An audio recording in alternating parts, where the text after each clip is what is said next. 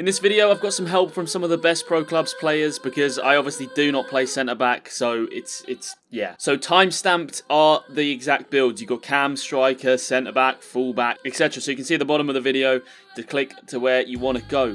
There's also a link in the description to a video on how to improve on pro clubs, because I know a lot of you will probably want to see that. A quick note, we are giving away a free copy of FIFA 21, so follow me on Twitter, link down in the description, and subscribe to the channel, because it's totally free, and you could be in for a chance to win FIFA 21 for free. Drop a like on this video if it helps you. Let's get into it.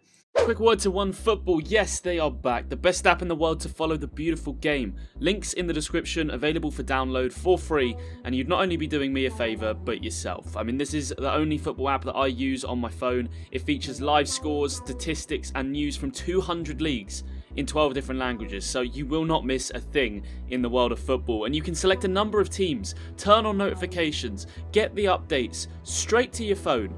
It's just unrivaled, completely unrivaled. Download it now in the description for free. OneFootball, what an app. Oh, OneFootball, we love you. So if we look over my striker build, I got like over 1 in 3 shots go in, which I feel like is pretty decent. But obviously, this is the build, 88 overall, 5'6", and if you've seen our videos in the past, you're probably thinking this looks pretty similar to what you had before. Well, you're right. The weight you can kind of fluctuate, but what I have changed about this build is the 5-star weak foot. I have made the switch. I think it does make a big difference. I did this a few months ago, and yeah, it does make a big difference when you're in front of goal on that weak foot. You can copy these exact stats if you want to. Obviously, you can play around with these to manipulate them. If you're not a skiller, you can take the skills off, throw it into someone else, ball control, I don't know, you can do whatever you want. But obviously, I like to play the skill moves, so we do have them selected. Oh, wow, look at that passing upgrade. It's majestic. Now, I mean, the passing's a little bit dodgy on this game in this build, but you have to sacrifice something, and that's what we sacrifice. And shooting-wise, now you can see we have that 5-star weak foot.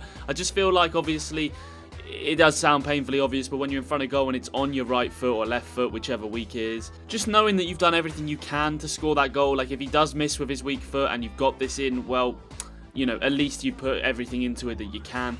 And pace-wise, we've had to sacrifice a little bit there, but like I said, in this build, we've got 92 acceleration and 88 sprint speed. It's perfectly fine. It works as good as it needs to. Second win trait, I just wouldn't want to play a game without it, because the 70th minute when that kicks in, it's a massive, massive difference. It gives you like a 30% stamina boost, so you definitely need to be repping 7 wind in, I'd say, all the builds you use. Before we get into the video and get into the other builds, you can actually manipulate pro clubs to play in different positions like RAM, centre mid, RDM, positions that aren't available. Now, we did do a video on this, so I won't waste time talking about how to do it here, because it does take a while to do, but that video link is in the description down below, so check it out. And obviously, if you want to play in one of these hidden positions on FIFA 20 Pro Clubs, you can do it. Shout out to Curtis for working out how to do this. It's pretty easy to do. It takes a little bit of time, but it's pretty easy. And yeah, I wouldn't recommend using any of them really, but the link is in the description if you do want to do it, and you can maybe shock your mates coming in as a centre mid build. We're 100 now with me at cam, boys, yeah? With me at cam. A professional cam, some people might say. You might be thinking, oh, this guy sucks at cam. Like, why is he giving a cam build? Listen here, chumps, yeah? I played some games in centre-back. I played some game in CDM. Right back as well sometimes, and you know, I don't really play serious, but when I do, I get 100 no. You'll never what sing happens when that. I play cam serious. So obviously from a build you can see that I play striker in cam, and the reason for that is, you know, the cam stats are messed up, and there's seriously no reason for you to play cam in cam. I'd always suggest going striker in cam. You can go left mid as well. A lot of people do left mid, but from what we like and have seen, striker seems to be better, right? Yeah, for sure. I just think with the problem with the left mid build is, I'll quickly actually show it, right? The finishing is 74, whereas in a striker it's 94, and I just feel like if you need that clutch goal, you need to have that finish. But the height and weight is, I know what people are going to be saying, oh, it's just sweaty, it's just whatever it, like, you know, oh, you can only do this if you're this build or whatever. But at the end of the day, I don't really care, because I want the best build for me, and this is what works for me. Let's go into the traits, into the player growth. I care about stamina, so I put the win trait on, because as everyone knows these days, you get some extra. How much is it? I think it's 25%, 75 minutes in, maybe 20%. So it's a lot of stamina. So, it's worth getting. So it's definitely worth getting. Obviously, defending don't need anything, and dribbling.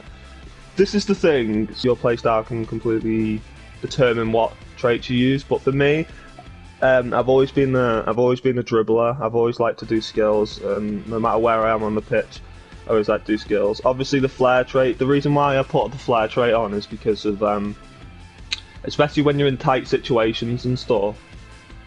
When you need it to do a back heel to keep possession of the ball or something, then that's what the flair trait's for. I don't really do any like fancy stuff with it. It's genuinely just in case I'm in tight spaces and I need to do a back heel or something, because obviously without it you can't actually do any back heels or anything. So yeah, so the majority of my skill points are used in dribbling, but this is just what works for me. It might not work for you, but that's, you know, just what works for me. Anyway, we go on to passing, and I don't really have that many in passing, but I feel like you don't really need it. I know it sounds a bit stupid, but you really don't need much in passing. I think when people see the way we play in the clips at the end of this video, we don't really play needing to do long passing or anything like that. Yeah, for sure. And you know, obviously there's a tips video on how to play and stuff. So you know, go give that a watch, my right gamers. But yeah, so I've just got 4 in this. I wanted a bit of extra curve because, you know, why not? It doesn't help. It helps when, you know, you're trying to like spread a ball down the channel. 3 in shooting, because the thing is with cams, right? Even though your main aim is not to score goals, you know, if it's a clutch game and your striker's behind you or whatever, and you make a really good run, and you know you need to finish it, that's why I have that. Obviously 5-star weak foot as well, because I want to be able to pass easy with both feet, and obviously shoot with both feet as well. So I think 5-star weak footed cam is more important than the pace, because I'm already quick.